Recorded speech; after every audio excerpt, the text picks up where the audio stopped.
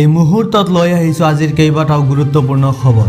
অসমৰ লগতে ভাৰতৰ বিভিন্ন প্ৰান্তৰ পৰা যুগুতোৱা হৈছে খবৰসমূহ। আজি 27 ডিচেম্বৰ আৰু আজিৰ প্ৰথম খবৰটো হ'ল কেন্দ্ৰৰ বৃহৎ সিদ্ধান্ত। বিদ্যালয় পৰ্যায়ত ছাত্ৰীক দিয়া হ'ব চাৰ্ভিকেল কেঞ্চাৰৰ ভেকচিন। গৰুৰ বাবে নিৰ্মিত চাৰ্ভিকেল ভেকচিন আৰম্ভ হ'ব। দ্য হিন্দত প্ৰকাশিত এক প্ৰতিবেদন অনুসৰি ভাৰতত এই ভেকচিন প্ৰস্তুত কৰা হৈছে। অনুমান কৰা হৈছে 2023 চনৰ মাজভাগলৈকে ভাৰতত এই গৰুৰ বাবে নিৰ্মিত চাৰ্ভিকেল ভেকচিন আৰম্ভ হ'ব। দেশত মহিলাৰ মাজত দ্ৰুতগতিত বৃদ্ধি পোৱা চাৰ্ভিকেল কেঞ্চাৰৰ প্ৰাদুৰ্ভাৱ ৰোধৰ বাবে চৰকাৰে শীঘ্ৰে বিদ্যালয় পৰ্যায়ত এক সাৰ্বজনীন টীকাকৰণ কাৰ্যসূচী আৰম্ভ কৰিব।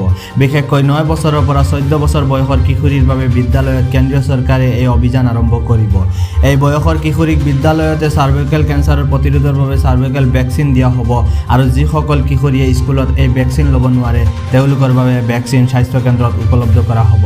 ৰাষ্ট্ৰীয় কাৰিকৰী পৰামৰ্শদাতা গোটৰ পৰামৰ্শ অনুসৰি চাৰ্ভিকেল ভেকচিনৰ টীকাকৰণ অভিযান চলোৱাৰ সিদ্ধান্ত গ্ৰহণ কৰা হৈছে। আজিৰ দ্বিতীয়টো গুৰুত্বপূৰ্ণ খবৰ হ'ল ৰাহুল গান্ধীৰ কুকুৰটো সভাপতি হ'ব এদিন।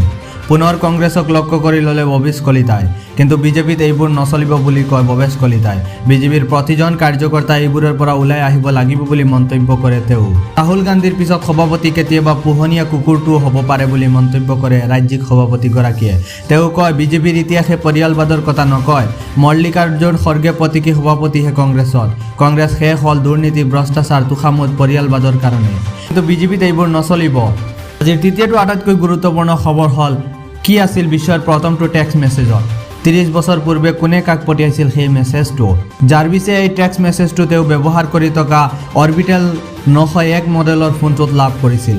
বিশ্বৰ প্ৰথমটো টেক্সট মেছেজ 1992 চনৰ 3 ডিচেম্বৰত ব্ৰিটেইনৰ ৱৰ্কশ্বাৰৰ এজন ভোডাফোনৰ অভিযন্তাই প্ৰেৰণ কৰিছিল। উল্লেখযোগ্য যে SMS প্ৰযুক্তি পৰীক্ষা কৰিবলৈ ছফ্টৱেৰ প্ৰগ্ৰেম নীল পেপুৱেলতে কোম্পানীটোৰ এজন বছ ৰিচাৰ্ড জাৰ্ভিছেললৈ খ্ৰীষ্টমাছৰ পাৰ্টিৰ থকাৰ সময়ত মেৰী খ্ৰীষ্টমাছ বুলি এটা বাৰ্তা প্ৰেৰণ কৰিছিল।